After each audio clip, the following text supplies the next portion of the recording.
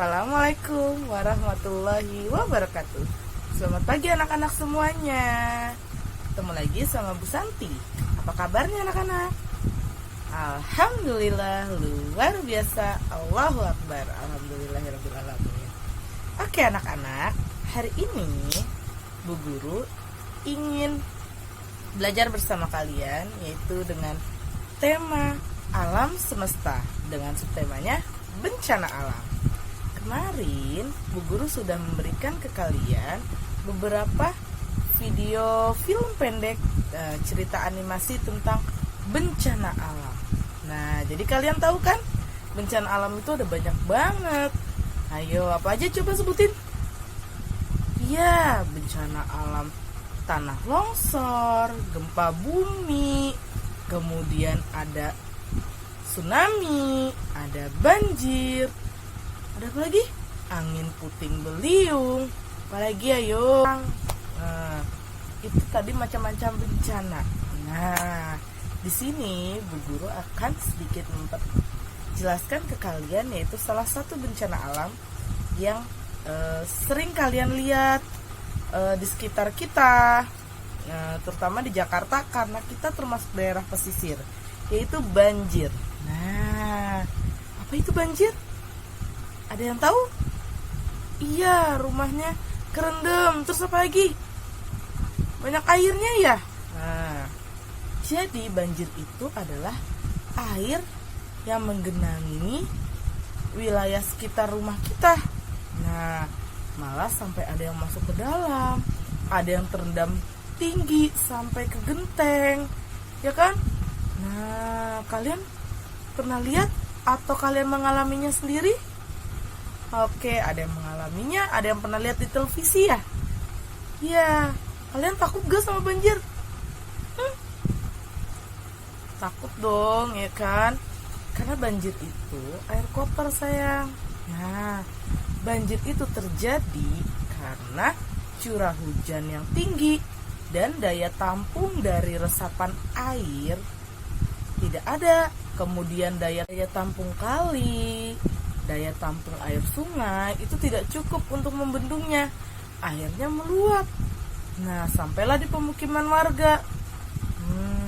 Makanya dari itu, kalian tahu nggak penyebabnya apa? Apa? Iya, buang sampah sembarangan. Kemudian apa lagi? Paling banyak pasti membuang sampah sembarangan, karena kadang hal seperti membuang sampah sembarangan itu kita sepelekan. Nah, misalnya cuma di selokan aja, cuma di jalanan aja. Tapi kalau terjadi hujan, sampah yang ada di jalanan itu akan kena oleh air hujan dan jatuh ke selokan. Dari selokan itu mapet, airnya meluap juga, atau sampah-sampah dari selokan akhirnya mengalir ke kali. Kemudian kalinya jadi penuh, dan daya tampung yang aturannya kali dan sungai itu untuk air akhirnya penuh dengan sampah. Nah, jadinya air kali dan air sungainya tercemar. Jadi yang meluap itu bukan air bersih, tetapi air kotor. Makanya kalian juga harus hati-hati, tidak boleh bermain di air-air banjir, ya kan? Dan ada bahayanya juga. Kalian tahu nggak bahayanya apa? Bagaimana kalau misalnya masih ada listrik?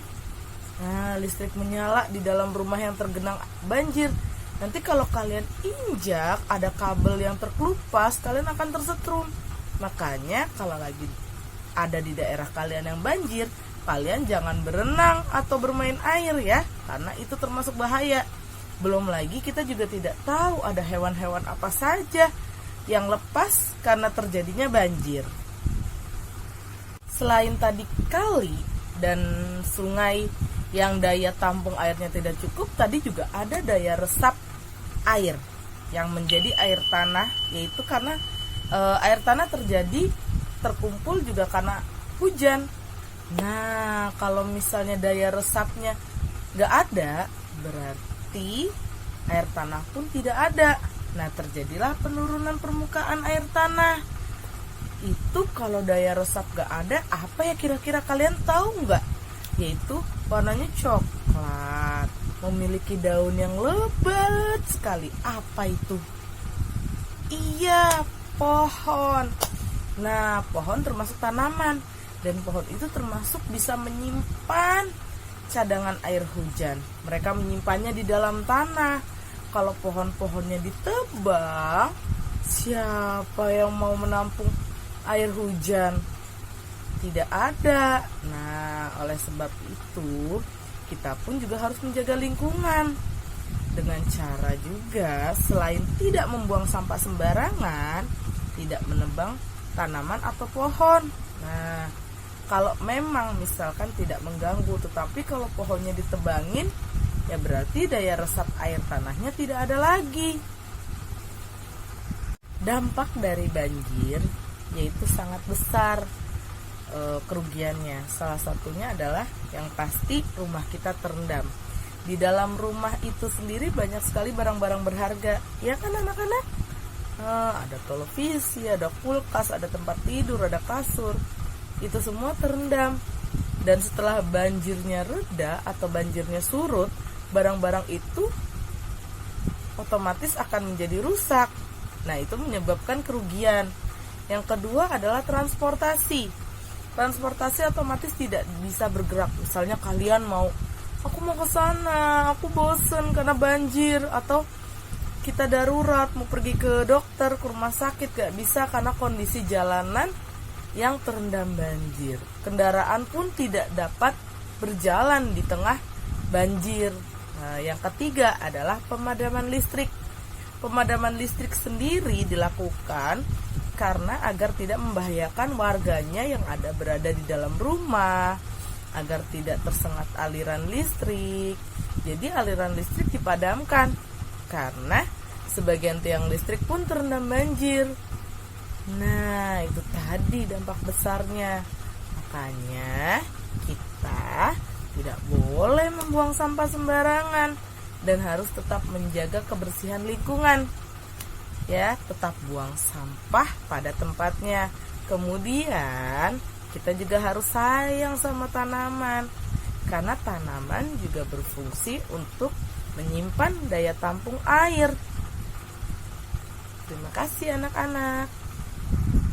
Nah, Bu Guru punya tepuk. Nah, yaitu tepuk banjir. Nah, kalian dengarkan Bu Guru ya. Tepuk banjir.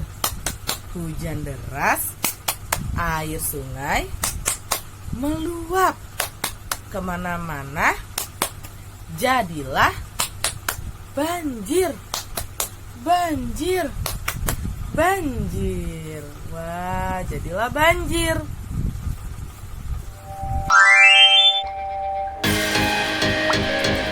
Nah, anak-anak, kita mau praktek. Di sini ada 2 aqua gelas, bekas aqua gelas. Yang satu ada airnya penuh, yang satu tidak. Nah, di sini Bu Guru sudah isi plastik. Nah, aturannya daya tampung air sungai. Ini contoh, misalnya ini aqua gelasnya itu adalah sungai. Daya tampungnya aturannya 11.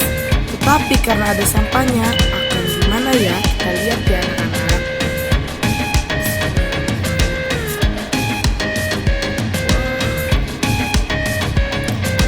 Tuh, banjir. Jadinya banjir. Nah, makanya itu kita tidak boleh membuang sampah sembarangan karena akan terjadi banjir seperti ini. Terima kasih anak-anak. Ya, anak-anak, tadi kita sudah belajar tentang banjir.